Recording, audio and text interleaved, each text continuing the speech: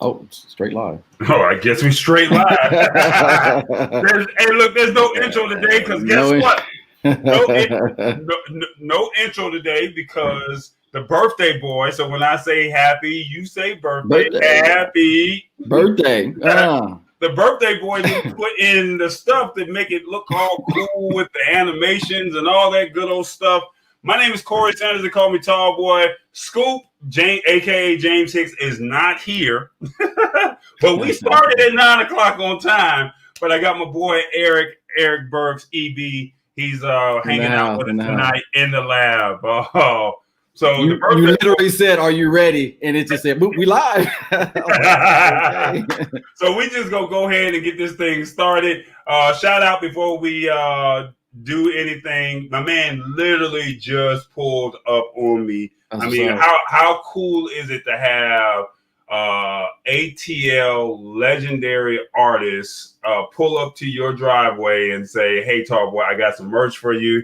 Listen to me now, believe me later on," from the classic song "Cell Therapy." If you know or love Goody Mob, that's he pulled up on me and said, "Tall Boy, I got it." I said, "You know what? Thank you so much. You know, I'm all about supporting business, Black business, and if this is what you got, so check him out. Khujo Goody. That's KHUJOGOODIE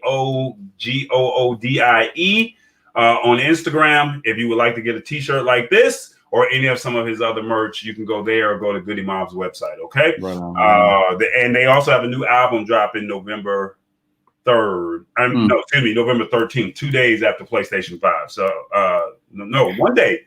1 day after PlayStation 5, the new album Survival Kit drops. So that's trying to show love for my ATLians, but this is a tech show. So, you're a true techie and you're a true tech person because you mark everything based off of the next tech item that's coming out. So that's all right. well, speaking of tech and speaking of PlayStation 5s, you know, it's funny because we were just looking this up, and I'm gonna see if I can find it.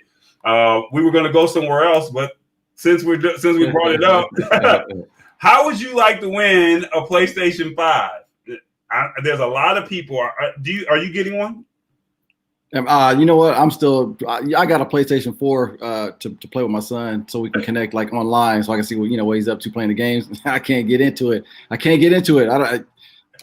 All thumbs here. All thumbs, man. All thumbs. What about you? Okay, so I'm already on deck with it. I told James that I was not going to stand in the line for a pre-order. The very next day, I was standing in line for a pre-order, and not only did I get one, we got some plugs to where we got a couple extras. So we trying to just try to be a blessing to some folks if the money is right. If this Burger King works out, if you can get to Burger King, get you a couple of meals.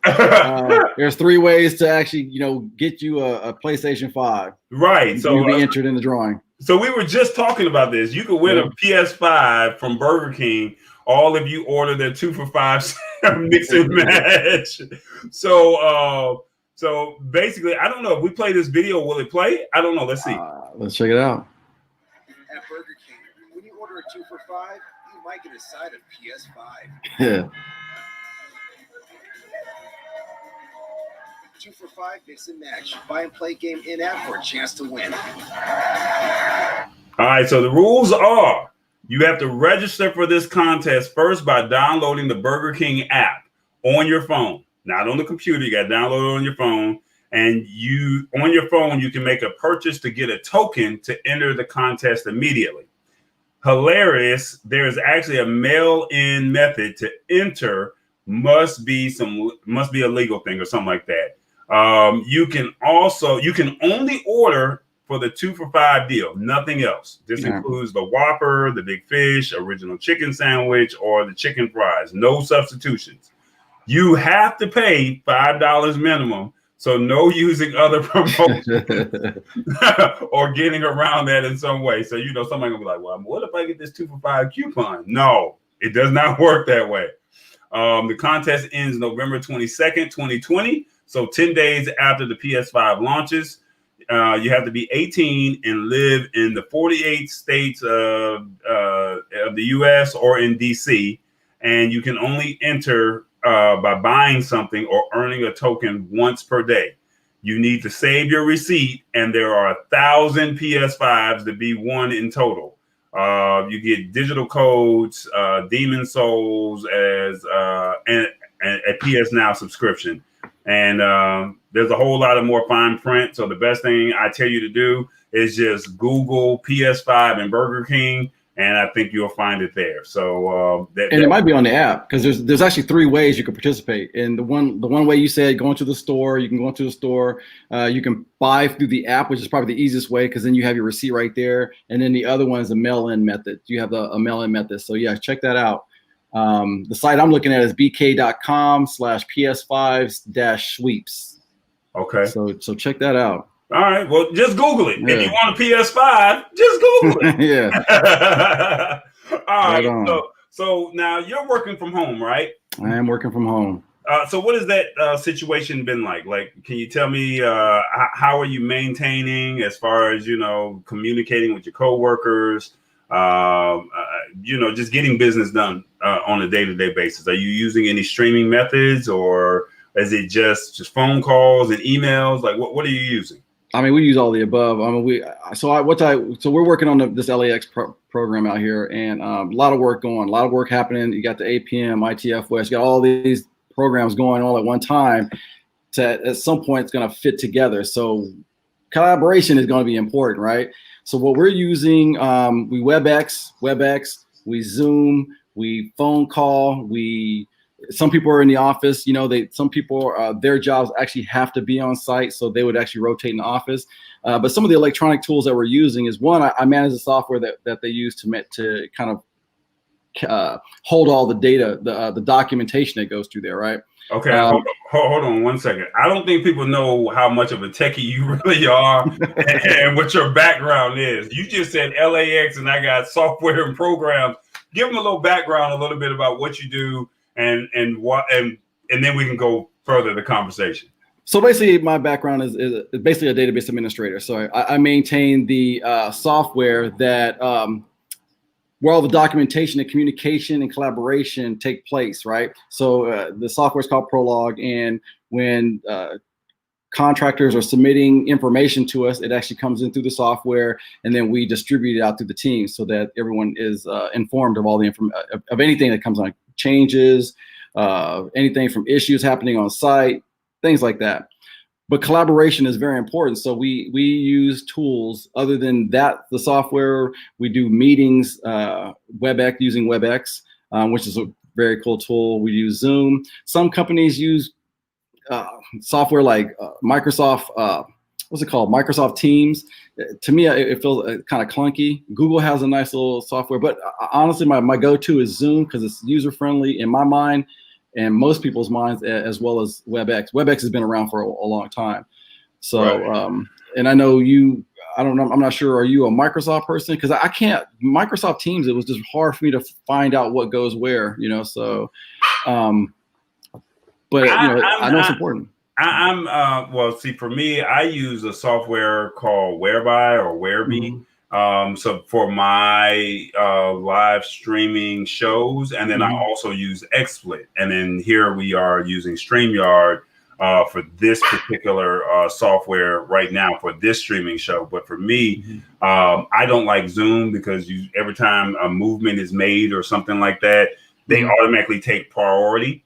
And I don't like that. So with that being said, I try to use a software called Whereby, where you can have up to 4 people, but with their paid version, I think you can bring in 12.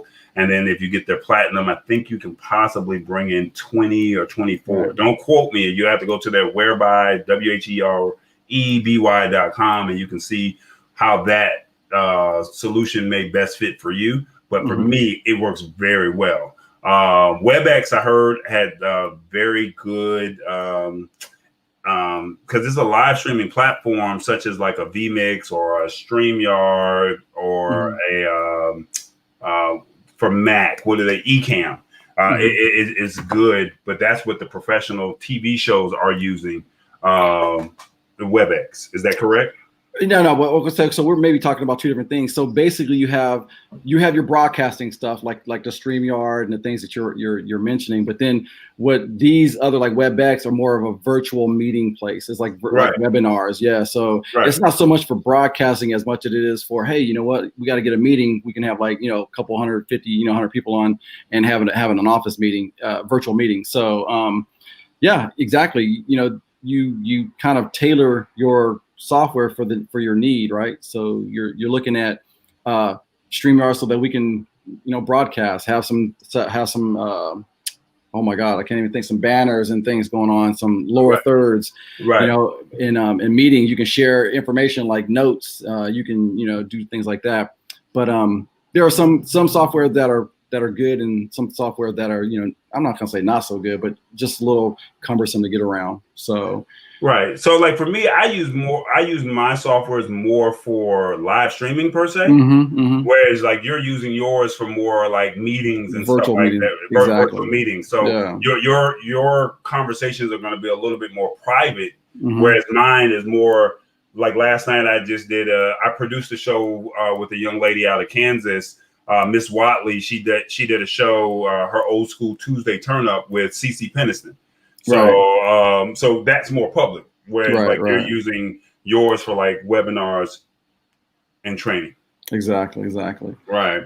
And speaking of, you made a video that was kind of I don't know if it was a trailer. It was nice, man. What'd you use for that one? Well, see, that's the secret, man. We're not ready to launch that just yet. But basically, it's a teleprompter app that we're out here using. And it's a great way to promote our shows. I don't know if I'm ready to let that out just yet. You know, we're trying to see it. We're trying to see if we can get one of the people, and we're still in the early stages of conversations to get one of the workers or employees or staff that created the app to get on the show, and hopefully we can get them on in the following weeks. But it's a teleprompter app, and basically you type out whatever you want to say. And from there, actually, I'll say it. The company's called Big View, BIGVU. So basically, you type out what you want to say. It's a script, and then you just read it off the script. So it's not like you're all over the place. You can see it. It's right here on your phone. So you're literally, you know. Yeah. It was nice. It was very, very clean. Right. So that way you can, you know, get your branding and your messaging out to your people. Wow. Speaking of Microsoft, let's segue. You were talking about different tools for the job, right? And you know, Microsoft was talking about they're going to forcibly open some websites in Edge, which is their new browser, right? Which is Microsoft Windows 10's new browser. I don't know. What's your thoughts on Edge? Because when I use it for everything, almost everything that I need it for doesn't work. I hopefully they're doing something about because a lot of sites use this flash capability like ActiveX, right? Where something runs in the background. It's like you click it and it's reactive. But I don't know that. I think all sites or all browsers are probably going away from that because of going away from Flash. You're saying? Yeah, Flash from like ActiveX type modules. Yeah, for me, I'm more of a Google Chrome person. I've always been. I mean, it automatically comes preloaded on your phone. So with that being said, I remember when I was in college, Internet Explorer was the thing. And now you're looking at, you're going into the 2021, technology is taking over. And I guess,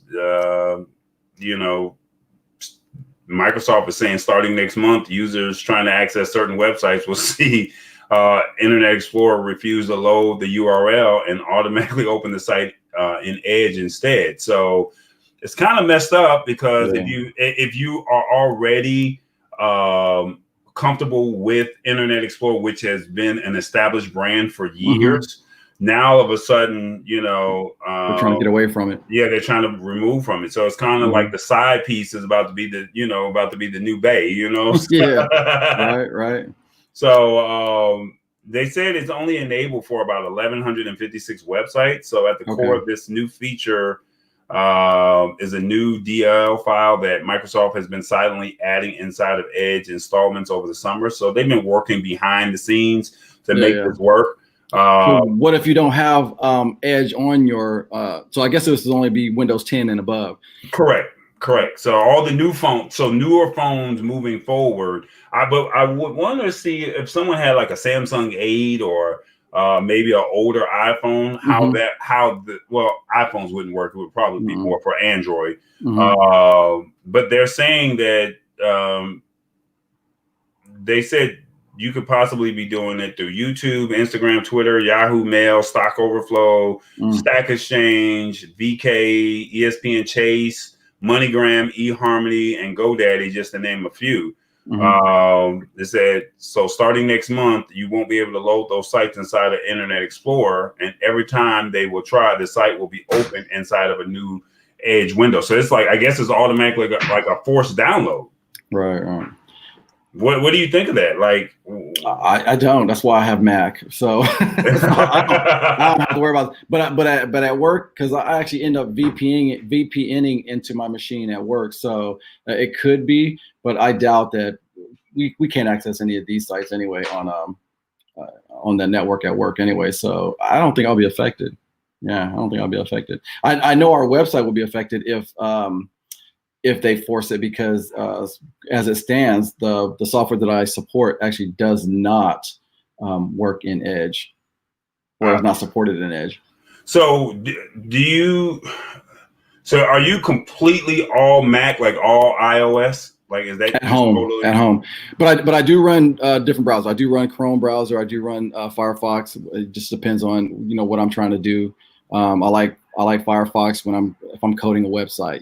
I can see some things. It has like a nice this Firebug tool that allows me to kind of look at the coding for websites in the background, see where there are not defects. I mean defects you could say, or vulnerabilities. Then I use for viewing a lot of websites. I'll go to Chrome, and Safari. I'm not really into Safari so much. I do. It is my default browser whenever I'm looking at sites sometimes.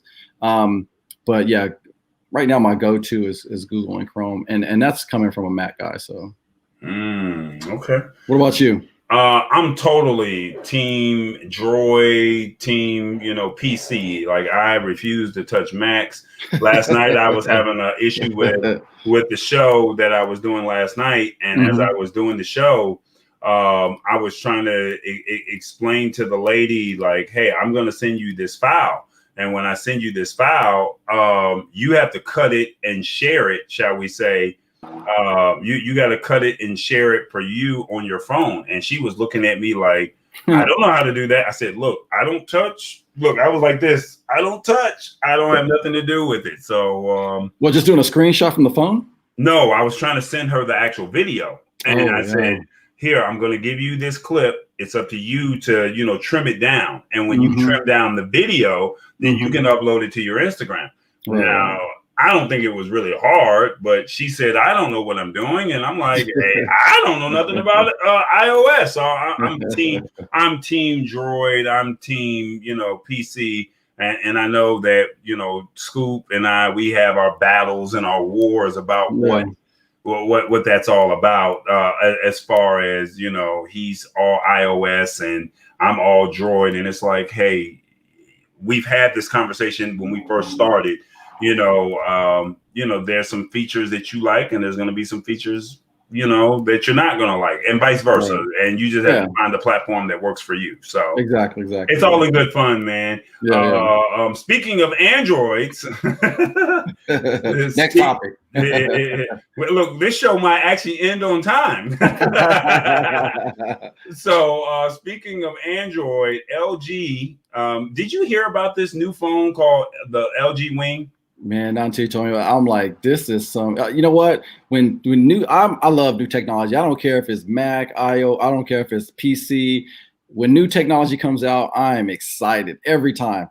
I remember when we were doing CES. Right. I'm excited every time we go there. I don't care what it is. I'm excited. But this phone has me intrigued because you said it's a gimbal sort of. Right. So basically, it's a phone, and then the top part of the phone swings out, and it makes it like a T shape. So it's kind of like a gimbal. So you could still text on the bottom or watch a YouTube video or something like that. So it's kind of like my LG V60 dual screen.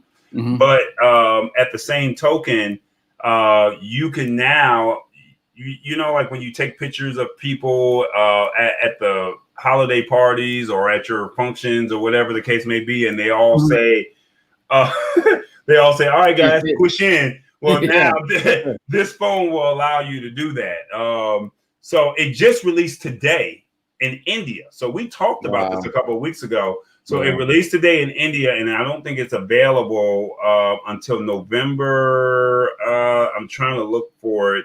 I know it releases sometime in early November. I'm trying to see when it releases. I saw it earlier, but basically it comes with a Snapdragon 655 5G chipset, 8 gigs of RAM, 4,000 milliamp battery, which is kind of weak for me. But it has a 32 megapixel pop-up selfie shooter up front with a triple rear camera that can be found on the back, which is 64 megapixels for the main, the 13 megapixel wide, and then the 12 megapixel ultra wide. So you have three cameras on the back, ultra wide and the main, and I guess it says it has 2 wide angle shooters. So I mean, it's kind of like a gimbal. They said it has a gimbal mode, which allows you to grip the wing second screen like a gimbal and access a few neat features with the 12 megapixel shooter. So you can only do the gimbal in 12 megapixels, not in the main regular camera. So that's the only thing, but it helps you reduce judder or the shakiness. And it's funny because one of my friends, he always told me, like, Tall Boy, your video is good, but you got that shake going on. And it's like, man. So I'm thinking about getting it, but I love my V60, man. So I'm gonna, if there's no new phones that release at Mobile World Congress in around February or March, I may jump out of this phone and go into the LG Wing. I'm gonna see what the reviews say. I heard that. But I like this phone here. The only thing that I don't like about this phone is it loses the 3.5 millimeter jack. So for your headphones, like right now I have some headphones in, but everyone's pretty much using Bluetooth now, and it's not water resistant. So you can't get in the pool with the phone. It's splash resistant, but it's not water resistant. Right. So you can't take it under. Right. So that's the only, now that would be kind of cool. So that's pretty much it. I think it goes for $947.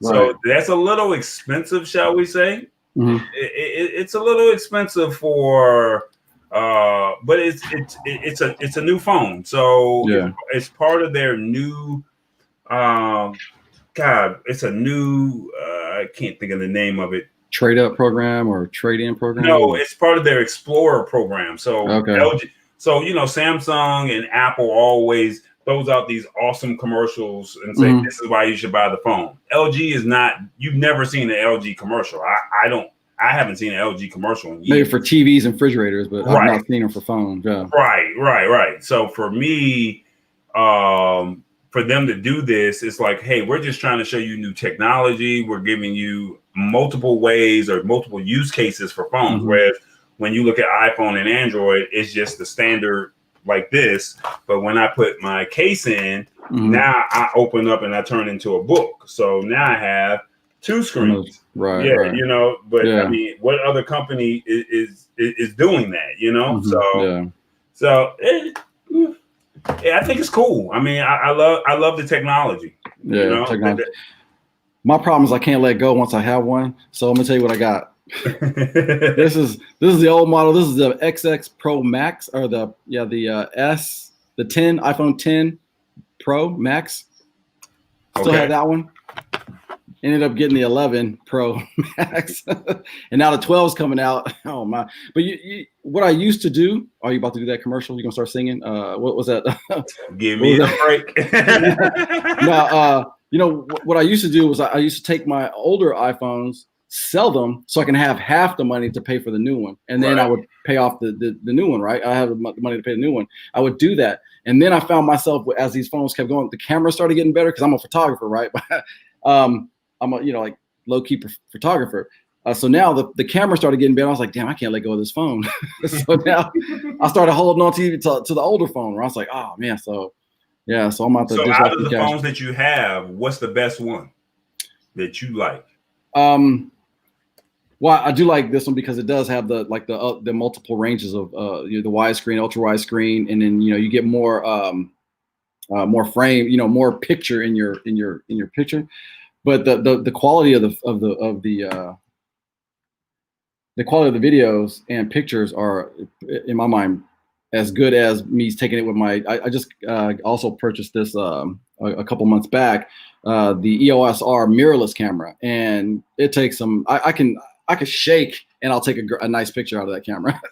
This is almost the same thing. It's so crazy. So I'm really excited to see the 12 Pro Max when it comes out, because it has actually more features than the actual 12 Pro.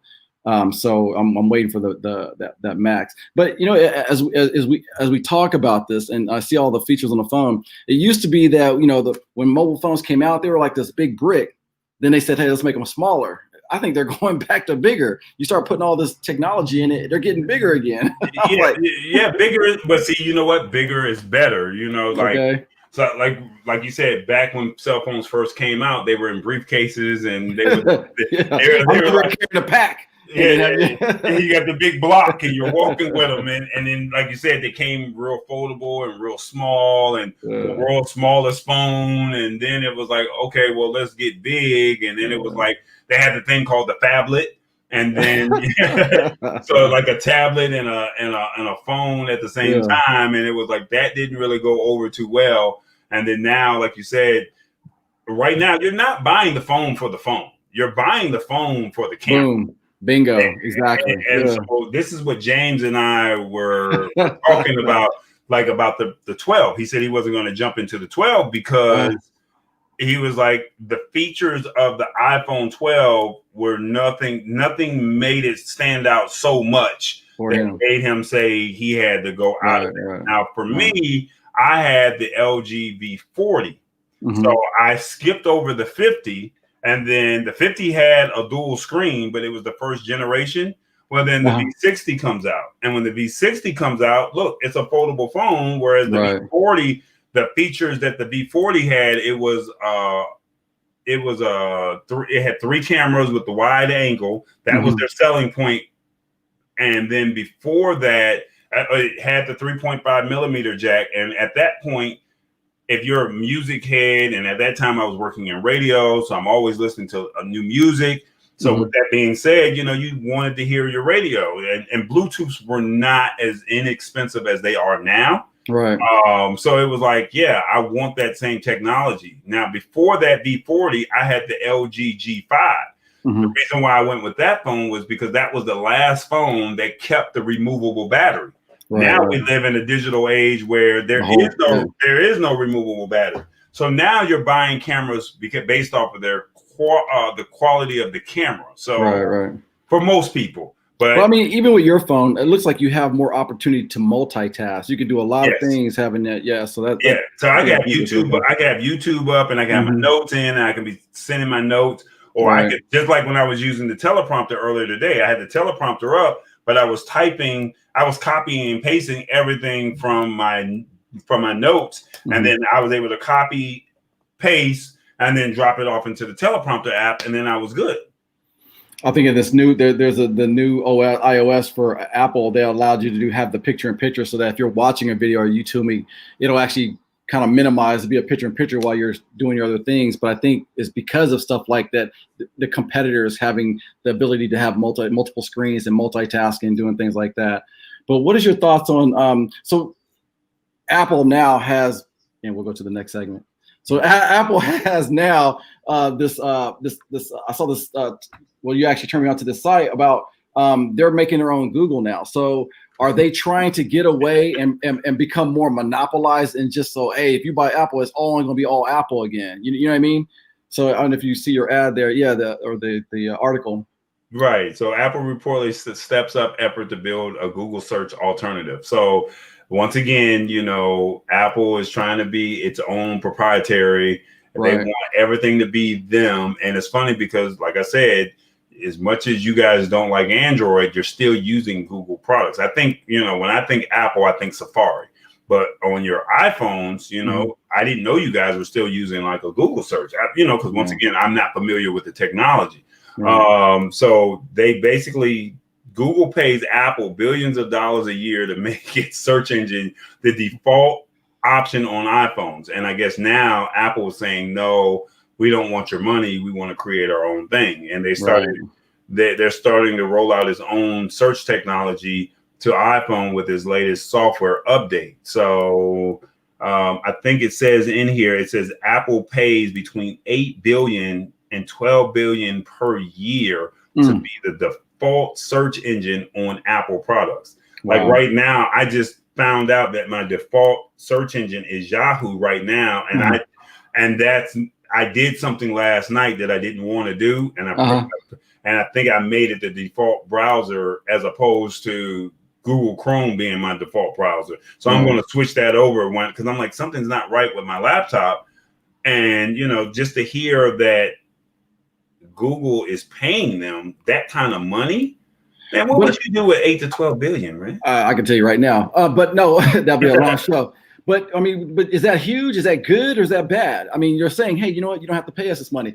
To me, that's huge because they're saying, hey, we don't need your billions of dollars, right? But on the other hand, you're just like, I mean, is it? Are they cutting off? Are they biting off more than they can chew until they actually have a sort of?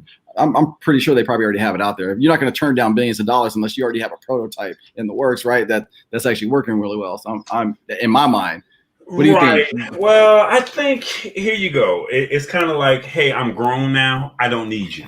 When you were like 18 and you were like, I'm grown and I can do whatever I want. And it's like, if you want to step out on the water and, you want to be grown, by all means, go be grown. And I'm not mad at you for doing that. Just know that there's probably no coming back, because if it doesn't work and you have to come back to Google, they'll lower that money. They'll lower that. They'll say, hey, well, we'll give you $1 million. Right. We're not going to pay you that amount of money. So, or we're not going to continue to keep paying you that amount of money. So, I mean, I think it's one of those things like you better be sure that this is what you want. But I also think that if their search engine, when you think about it, I mean, sometimes new is good. I love early adopters. If you have a new product, I'm open to trying it. I think that that's awesome that you're open to saying, you know what, we don't want you to be so big that that you've cornered the market. That's what happened with look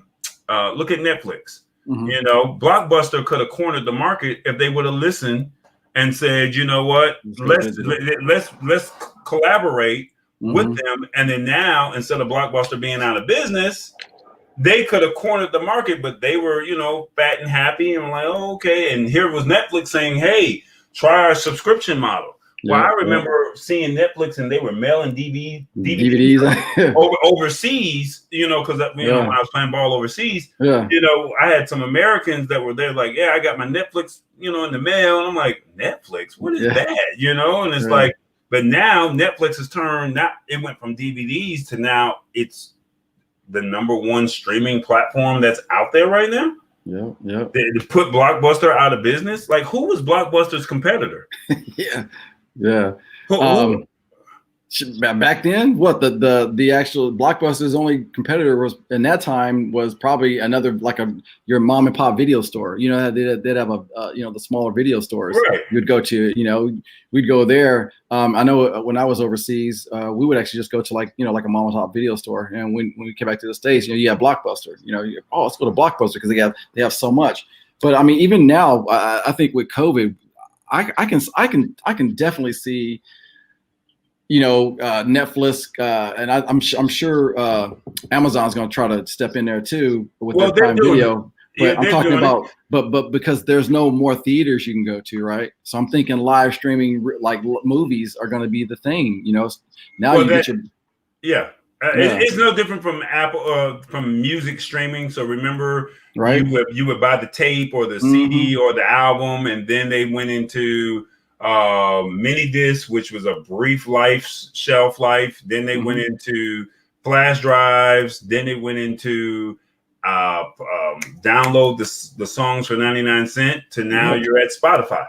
So you just said something, and I wanted to circle it back around with what Microsoft and what Google and Apple is doing.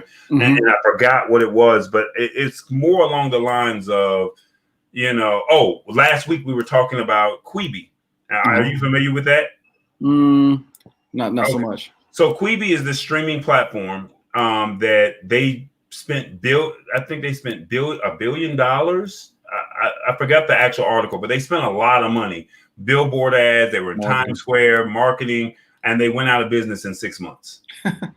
Literally in 6 months. And so what you were saying about Amazon is going to be the next thing, Quibi could have been another competitor, but they weren't listening to people that were offering their ideas. Right. And they were saying, hey, you're a content creator. I'm a content creator. Hey, we have some content. And it was like, nah, I don't know. We want that. Okay, right. well, tell me what you're looking for so we can create that. And whatever happened, it just didn't work. Right. So now, unfortunately, they're out of business. And then Amazon is trying to corner the market with Prime Video, which is cool. But at the same token, they just released, I want to say about 8 months ago, they just changed up their new uploading procedure. So you can't just upload any type of content. Back then, those indie films that were really bad. Some are still on there.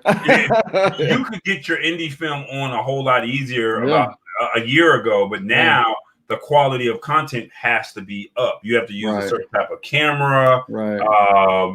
You can't just use your cell phone and say, I shot this all on my cell phone and I'm uploading it to Prime Video. So, but they're trying to be major players in the game. And right now, when you look at Amazon Prime Video, they even offer Thursday Night Football.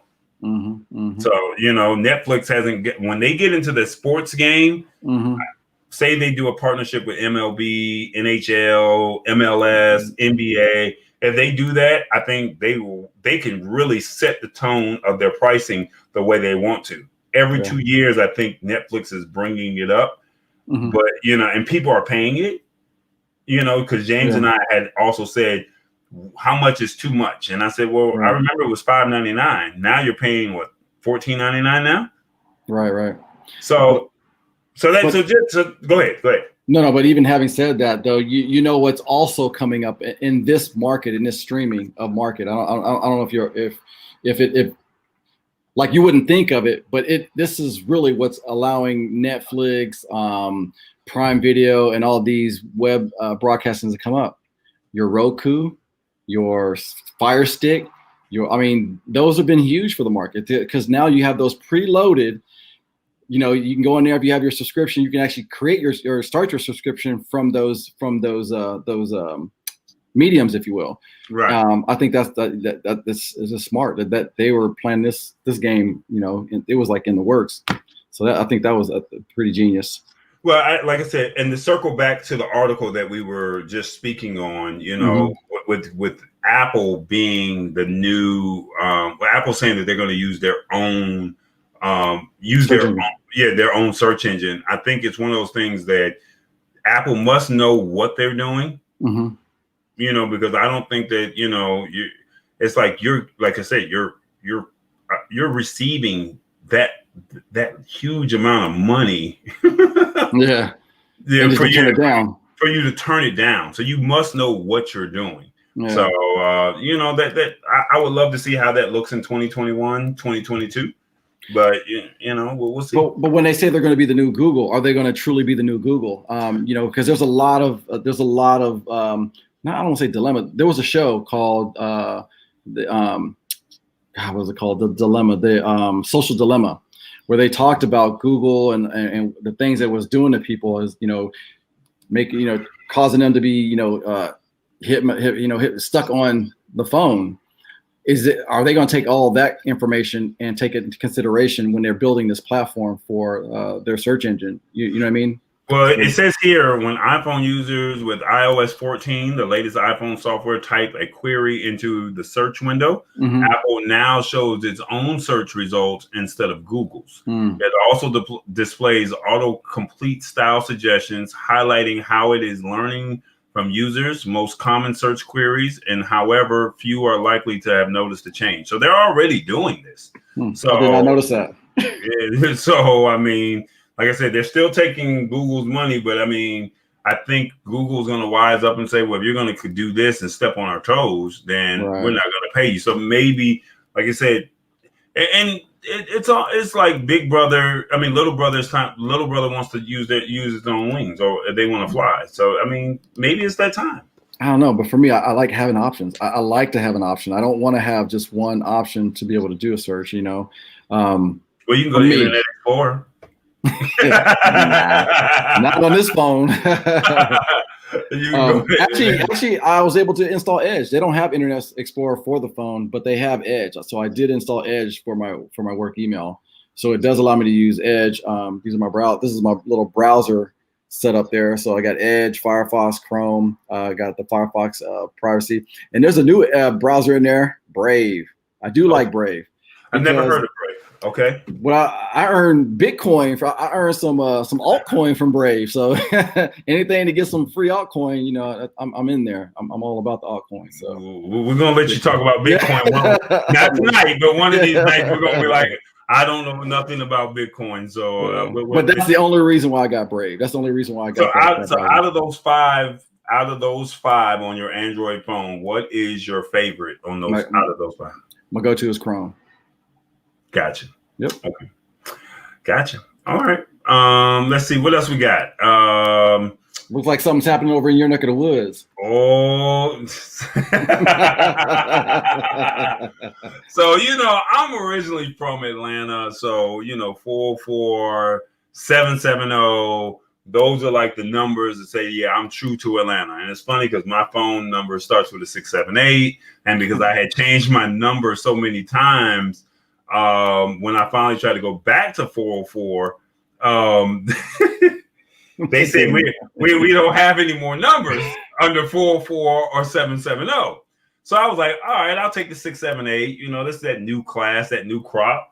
And then they came out with a new area code called 470. So I'm like, man, that's these new folks that just came into Atlanta. They're fake. I can't do this. Well, now look at this. Move over 404. Atlanta gets a new area code for the first time in a decade.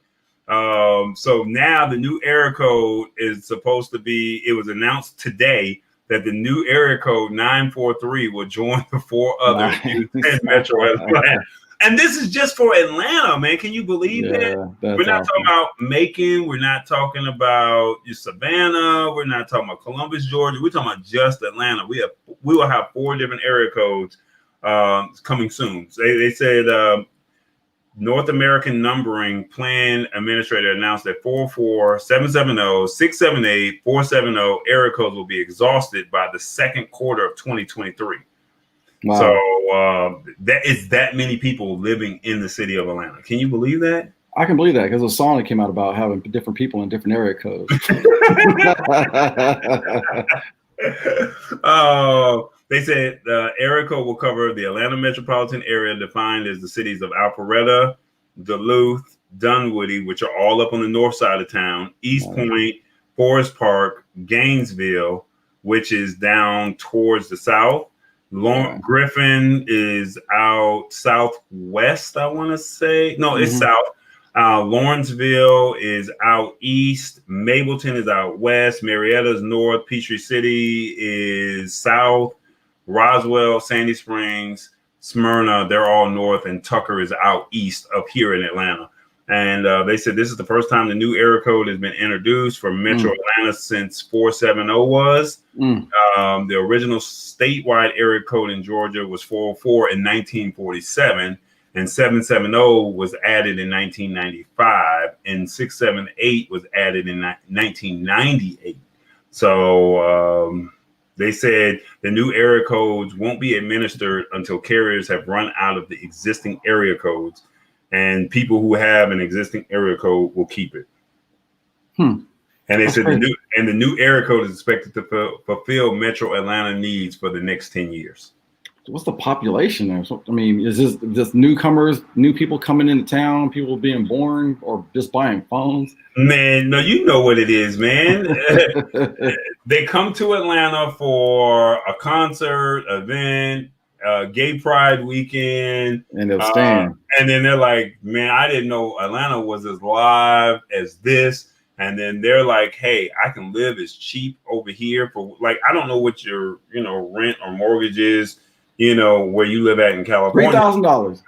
So $3,000 a month. and is this the same place that I saw a couple years ago? Same place? Oh no, that was me. That was like a 1-bedroom loft.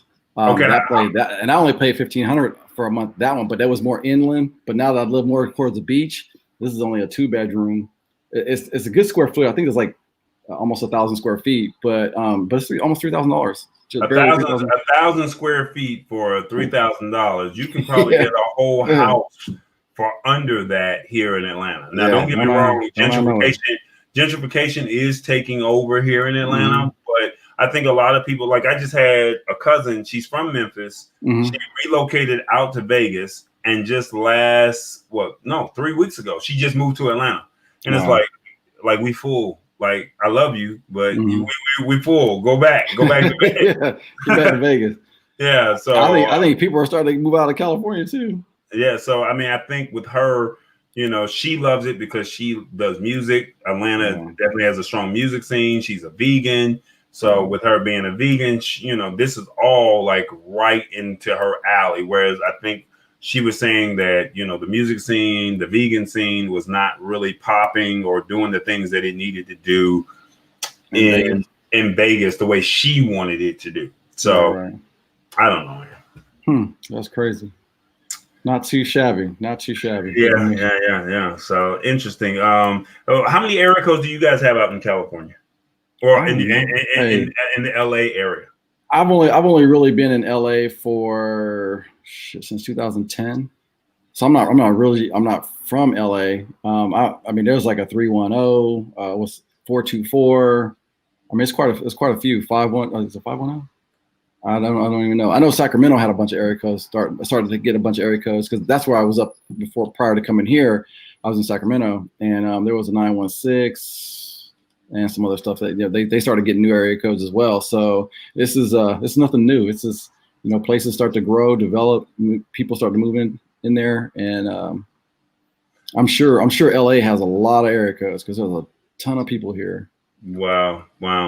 Well, I mean, like I said, the new area code for Atlanta, I think that this will be good. But I know that the first person I see with a 943, I know jokes are going to be coming in telling me you're not really from, you really not from Atlanta, So newbie. Yeah, you're a newbie. You can't say nothing. You got no stripes here. Right. You have no stripes. All right. So PlayStation, we talked about it at the beginning, but they launched a new app. Have you heard about it?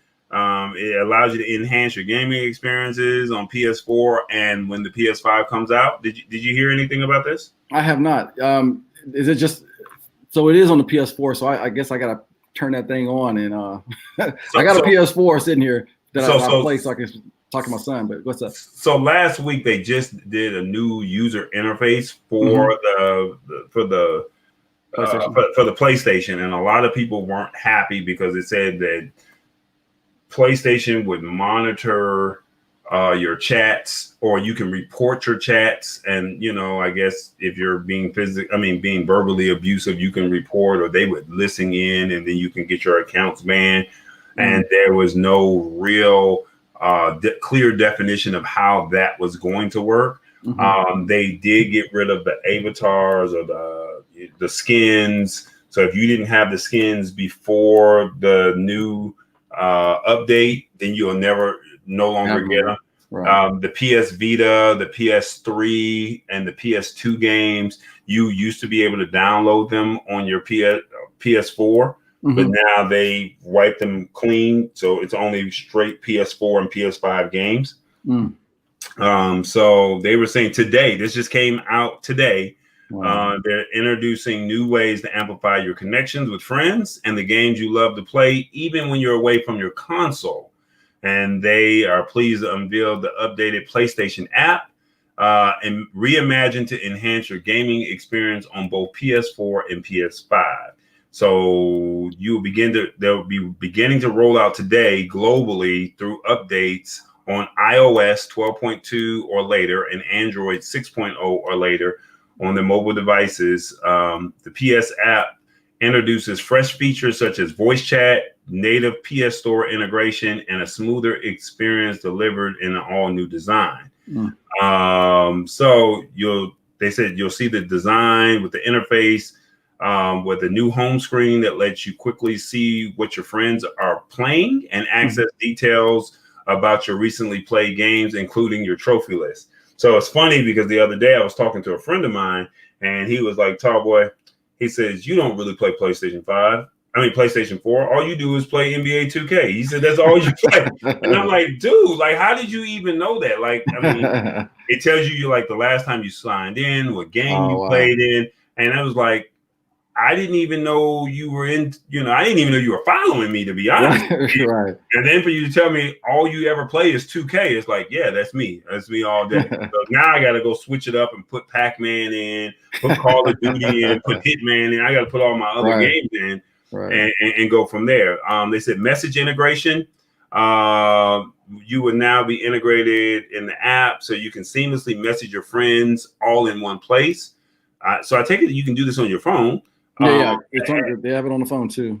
And the PS messages will no longer be available as a standalone app. Your existing messages and threads and PS messages will be carried over to the updated PS app. So when you send your messages on the PlayStation, you can also send them through your phone. That's pretty dope, you know? That's pretty cool. So I don't know if I would be sending messages to my friends that are on PlayStation through my phone. I don't know if I would be doing that, but well, my son would do that, right? So I'm playing with my son, and I don't play, right? So I'm in there. He's invited me to play with his friends and stuff. He'll text me, Dad, don't do that. I'm like, oh, I'm sorry. That's the only thing I use that messages for. I was like, oh, okay, because we didn't want to say it on live, so it's, he didn't want to embarrass me, I guess. So. Now look, Tammy is over here saying maybe I'll get out of the app, and I'm sitting there like, so now it's like, babe. Turn the game off, like, do you really got to download this app to tell me to turn the game off? So let me see, what else does it say? Let me see, what did I do with it? Here we go.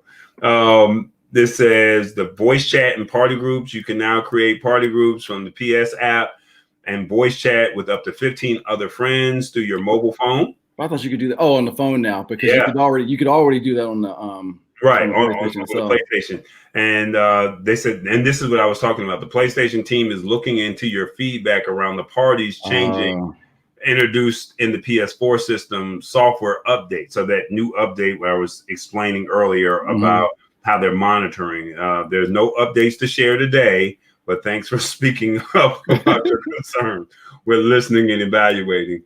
They're natively integrated PlayStation Store and remote download. So you can do a fast and smooth shopping and browsing with the ability to remotely download games and add-ons directly to your PS4 and 5. So apparently you can just do this from your phone and say, I want to download, I pay for the game. Say 2K comes out, you're not at home, and I'm taking it, don't get me wrong.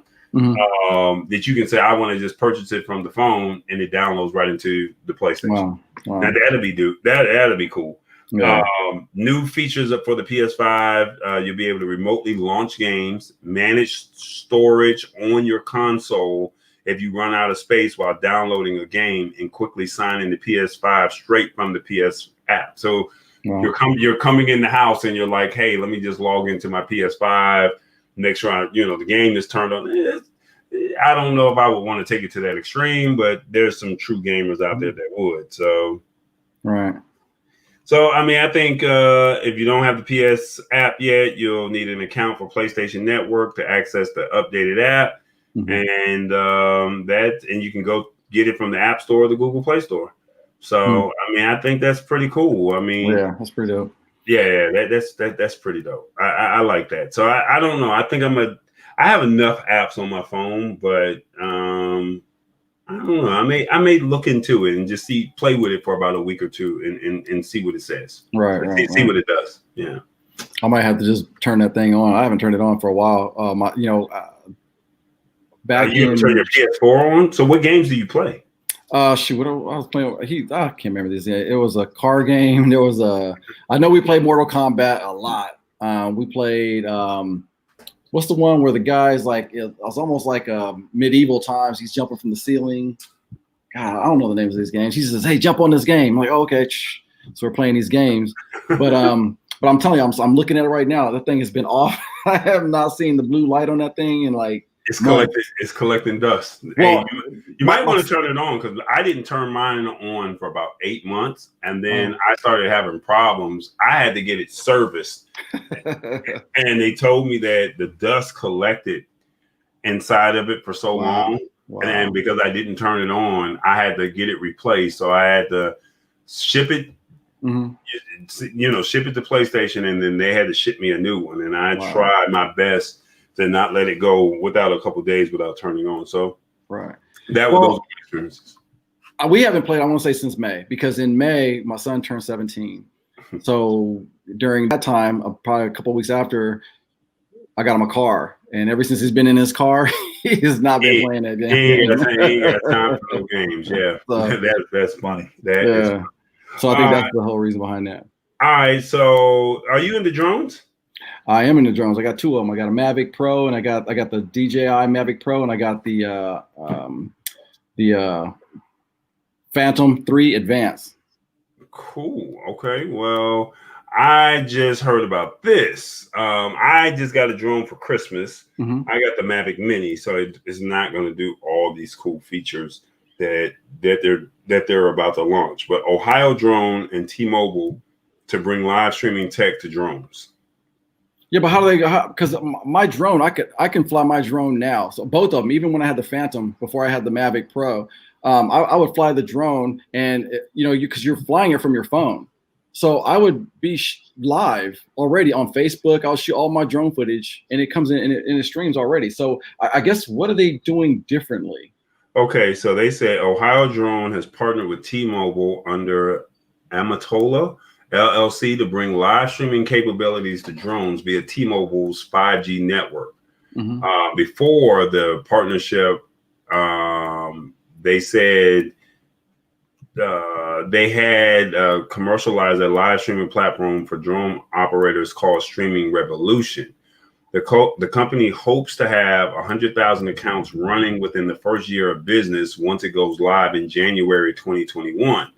Oh, so their own platform. So their own platform for streaming. So when you stream, you don't just stream at Facebook. Right. It'll give you some other options that you can actually plug it into. Right. So my thing is, when will they build a drone that will probably have a SIM card in it? So you just, you know what I'm saying? So that you can it just streams really live. You don't have to look, so here's how it streams from my phone, right? I have Wi-Fi. My phone connects Wi-Fi to the drone, right? My phone is already on the data line, able to access Facebook. So you can, I see what they're doing, because those networks are CDMA, and on the GSM, I can be on the phone and the internet. You see what I'm saying? I think that's the capability they're talking about.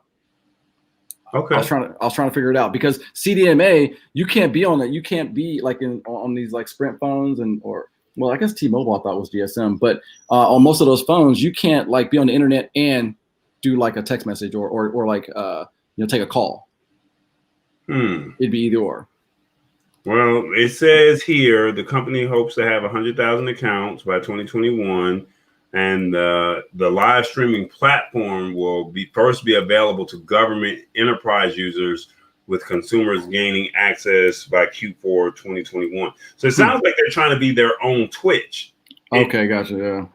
Yeah. That's what it sounds like. And they said we started using live streaming technology to optimize our field operations in 2018. With the evolution of the industry, we've seen how in demand a solution like ours is for the field operators or anyone needing a live streaming system capable of high data performance. So, you know, would I want to stream on another platform? Yeah. No, I don't know. I guess it depends on if it's useful. I know what we do at work at the 9 to 5. You know, we have like drones up there, so we don't have to hire a helicopter pilot or an airplane. We just throw a drone up, and we can see all the progress that's happening. Shoot progress videos, shoot progress photos. You know, all that over aerial shots. You know, it used to be a fortune to do an aerial shot for at a big commercial site, and now it's like you just throw your drone up. Okay, we got aerial shots. But yeah, I mean, it cuts the middleman out. But I mean, at the same token, but I just don't understand why you would want to stream on a platform. On a platform, yeah, I don't want it on a platform. I don't know. Like I said, because I'm already streaming live when I fly my drone, and you'll see when I don't know if you took your mini up, but you can do that with your mini too. So your mini, your Wi-Fi to your mini, because you're gonna say, hey, it's gonna say you're connecting to the mini, right? And then your data line is always gonna be up, right? So you're unless you turn your data line off, because sometimes you don't want to get a call while you're flying your drone and you think your drone's gonna fly. Hence having the two phones. but it will stream straight to Facebook, not to Instagram, but I go to Facebook and YouTube if I throw it up there. So okay, wait, not YouTube, Facebook. I guess I've only done it to Facebook. You've only streamed to Facebook. Correct. Yeah, Facebook. Yeah, if you go in there, you see some drone footage on there on the Facebook. Okay, gotcha. Okay, well, I mean, I don't know once again about another platform because it's already hard to get people to come over to Twitch. So, I mean, people know Facebook, they know YouTube, they're going to be more comfortable with that. So, yeah, I don't know. Yeah. So, well, James, I hope he's out there celebrating his birthday, stuff in his face and all that good old stuff. You know, it's his birthday. So I would be remiss to not say, you know, James has been a good dude. He's, he's always trying to find innovative ways to keep Hicks New Media, doing some cool things. And, you know, for his mom and his wife to say, look, you're taking a day off. Yeah. So I really hope that he enjoys this day. Yeah. I hope that he enjoys his birthday and he gets that big cake with the big red lipstick on his cheek from his wife and the big hug from his mom. Oh, and I hope the kids are brave enough to give him 50-something punches. So, with them lashes in there. Yeah, you gotta get the lashes in. So I'll be with his birthday. Yeah, I appreciate you guys letting me sit in for him. It was fun. It's good talking this tech stuff.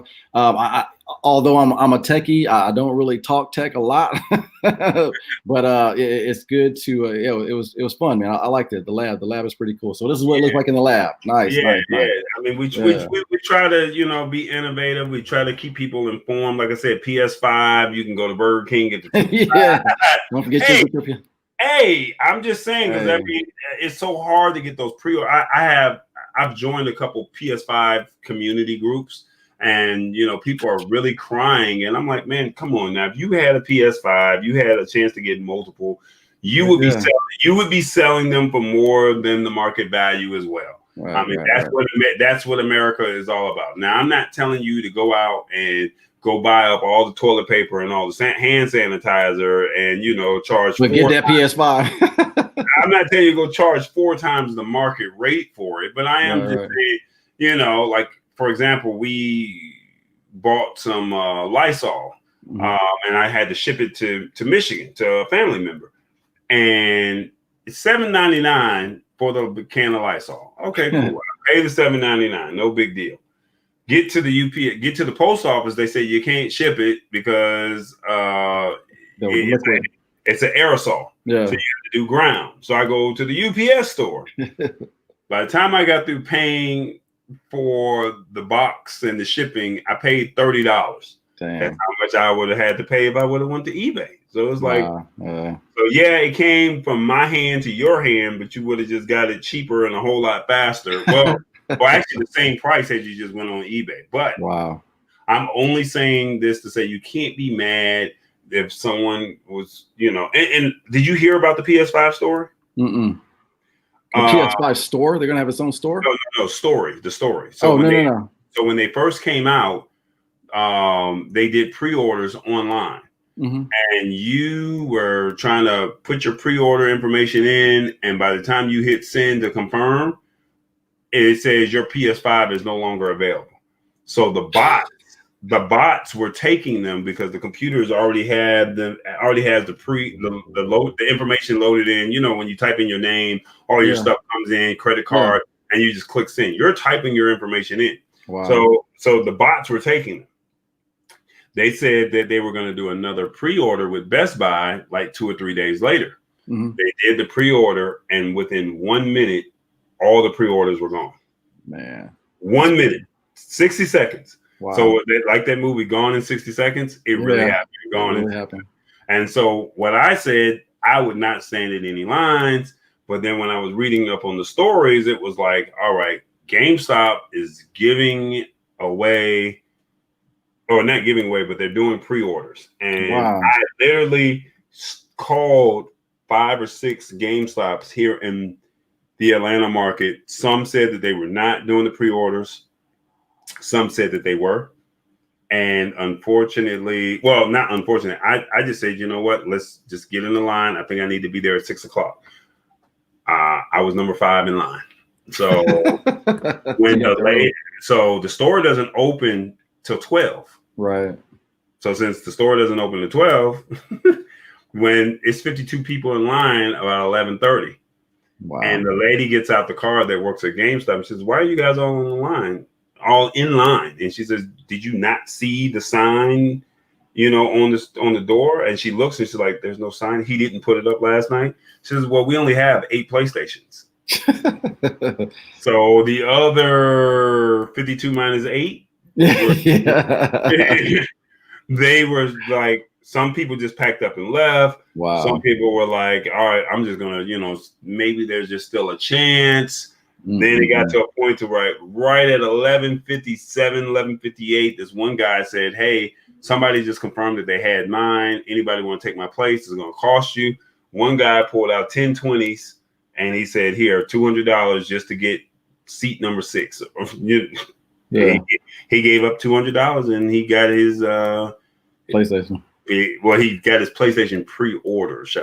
Yeah. Right. So, and thus far, I just heard today, and I haven't had a chance to read the article, that they said that they will have some more pre-orders available, I believe November 1st or 2nd. I forgot. I have to read the article, but that's what I read.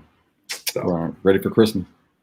Well, I'm hoping that those pre-orders don't go so I can flip mine at a higher price, man. The demand, if there's no demand, then you have to sell it at a regular price. Right, for sure. So, hey, man, I need to have a Merry Christmas.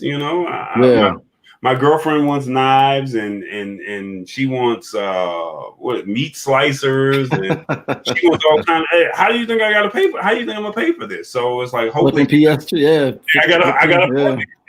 Yeah, flip it. So that's what it is, man. It's the Lab. Thank you guys so much for tuning in, leaving your comments. Eric, thank you so much for jumping in on this show. I don't know what he did with the ending and all that good old stuff. So when we remember to vote. Oh yeah, days left. This Tuesday is the last. It was November 3rd. That's the day to vote. So if you have not voted, I don't care who you vote for. Just vote. Just vote and understand who you're voting for. That's right. So do your research, and it's not just the president and the senators and the House of Representatives. You have your local, you have your local elections. Please understand what and who you're voting for. That's all I can ask. November 3rd, please do your part, do your civic duty, make us proud, and however the chips fall, we got to live with it for the next 2 to 4 years. That's right. With that being said, it's the Lab. Thank you guys so much for hanging out with us. That's Eric Burks. I'm Tall Boy. Jared Hicks. Happy birthday. Happy birthday.